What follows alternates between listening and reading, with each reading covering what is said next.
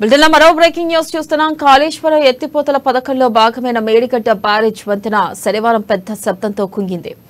B block లోని 18, 19, 20, 21 పిల్లర్ల మధ్య వంతెన ఒక అడుగు మేర కుంగిందని ఇంజనీర్లు చెబుతున్నారు. బ్యారేజీకి 20వ పిల్లర్ కుంగడంతో పైనున్న వంతెన కూడా కుంగినట్లు వెల్లడించారు. ఘటన జరిగిన ప్రదేశం మహారాష్ట్ర నుంచి 356 మీటర్ల దూరంలో ఉంది. ఇక ఈ నేపథ్యంలో ఇరు రాష్ట్రాల మధ్య బ్యారేజ్ వంతెన మీదుగా వాహన రాకపోకలను నిలిపివేశారు.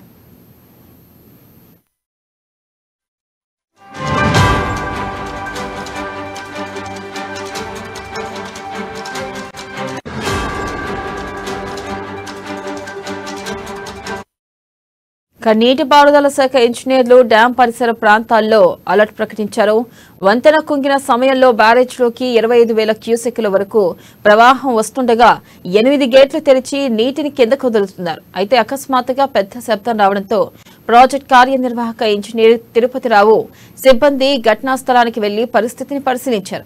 అయితే ఆ సమయంలో మరిన్ని శబ్దాలు రావడంతో ఉన్నతాధికారులకు సమాచారం అందించారు.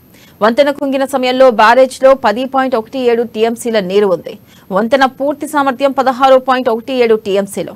దీంతో ముందు జాగ్రత్తగా ఇంజనీర్లు జలాశయాన్ని ఖాళీ చేయడం ప్రారంభించారు. మొత్తం 46 గేట్ల నుంచి 50,000 క్యూసెక్ల నీరు కిందకు వదులుతున్నారు.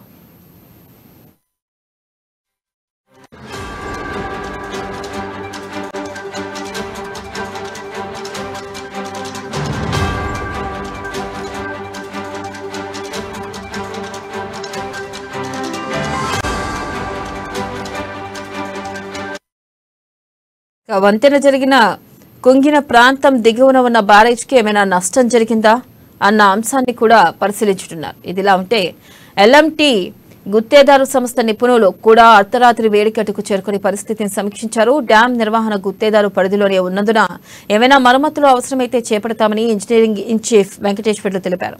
అసాంఘిక శక్తుల ప్రమేయమైనా ఉండొచ్చేనేమో అనే అనుమానంతో పోలీసులకు ఫిర్యాదు చేయాలని ఇంజనీర్లను ఆదేశించినట్లుగా తెలిపారు. ఇక గతేడాది 29 లక్షల క్యూసెక్కుల వరద నీరు ఎదుర్కొన్న రాని శబ్దాలు ఇప్పుడు రావడంపై పరిశీలిస్తున్నామన్నారు.